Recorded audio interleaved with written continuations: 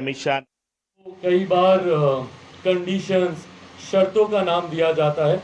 वो कोई शर्तें नहीं थी, वो हम लोग की चिंताएं थी, जिसको हम लोगों ने भारतीय जनता पार्टी के शीर्ष नेतृत्व के समक्ष पिछले दिन मैंने रखा, और उससे पूर्व भी उनके द्वारा उनके तमाम नेताओं के समक्ष उनको रखने का मैंने काम किया।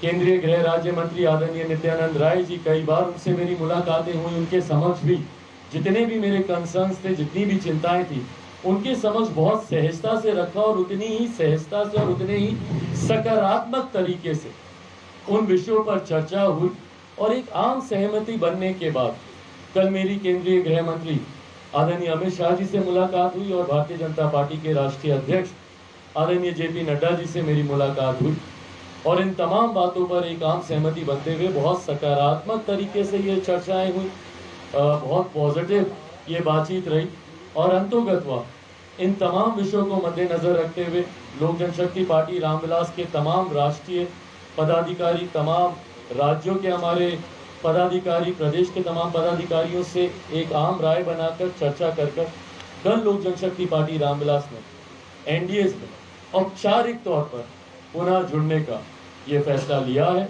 और इस फैसले के मद्देनजर आगामी 2024 का लोकसभा का चुनाव एनडीए कैसे मजबूती से लड़े, और बिहार में जो पिछली बार एक चूक हो गई थी, एक सीट से हम लोग रह गए थे, 40 में से 39 जीते, एक सीट हम लोगों की रह गई थी, तो इस बार कैसे 40 की 40 सीट जीते।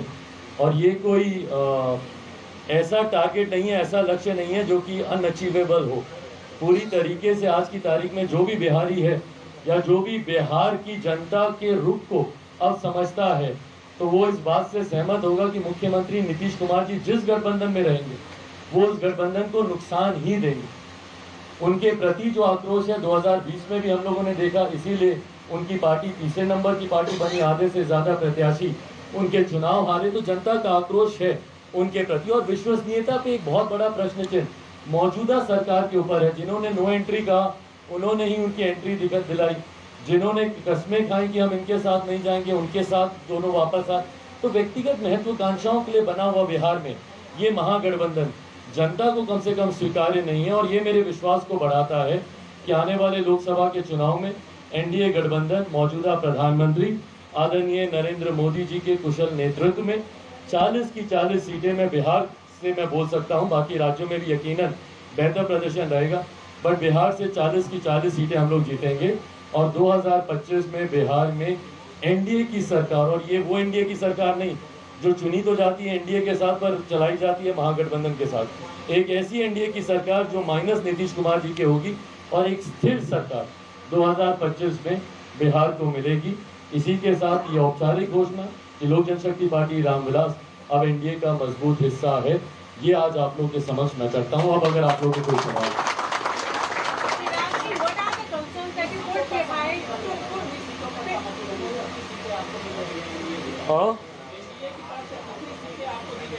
भाई, मैं गठबंधन धर्म की मर्यादा को तोड़ूंगा अगर मैं सीटों की संख्या, क्योंकि ये गठबंधन के भीतर हुई चर्चाएं हैं, और ऐसी किसी भी चर्चा को सार्वजनिक करना मुझे नहीं लगता कि अभी आज उसका समय है। यकीनन जब चुनाव करीब आएगा सीटों की जानकारी भी दी जाएगी, पर ये तमाम चर्चाएं हुई हैं, सकारात्मक हुई हैं, और इसी के आधार पर एनडीए का हिस्सा बनने का फैसला पार्टी के द्वारा लिया गया।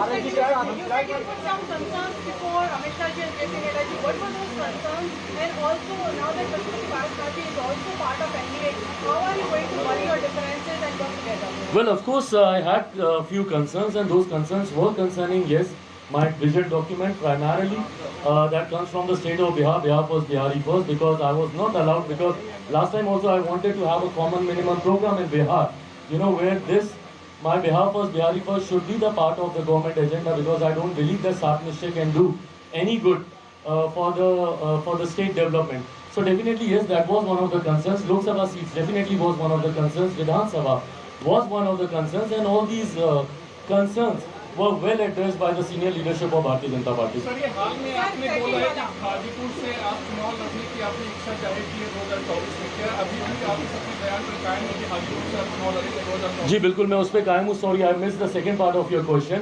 So yes, answering that, it really doesn't matter that who's the part of this NDA alliance, who's there in the cabinet, who's there in the ministry. I'm way past, all these concerns. It doesn't really matter to me. Whether Chacha is there, he is not there, we all are collectively, and we all should collectively work towards strengthening the NDA alliance. So I think that should be our collective responsibility. For me, the personal issues or personal concerns, whether he's the minister, I'm the minister, he's not, it doesn't really matter. I'm way beyond all those things. And भाई आपके सवाल का जवाब देते हुए, yes, Hajipur की seat मेरे लिए कंसर्न रहा है और इसको प्रमुखता से हम लोगों ने गठबंधन के भीतर इस पे चर्चा हम लोगों ने की है। इतना मैं आपको ज़रूर कह सकता हूँ कि 2024 लोकसभा चुनाव में लोक जनशक्ति पार्टी रामविलास का ही प्रत्याशी हाजीपुर से चुनाव लड़ेगा, कोई संदेह नहीं है।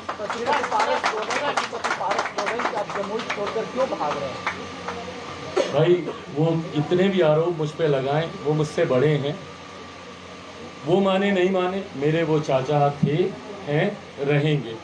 इस रिश्ते को कोई नहीं बदल सकता। मेरे पिता के जाने के बाद मैंने उनमें ही पिता की छवि को देखा है और वो सम्मान उनके प्रति मेरा आज भी है।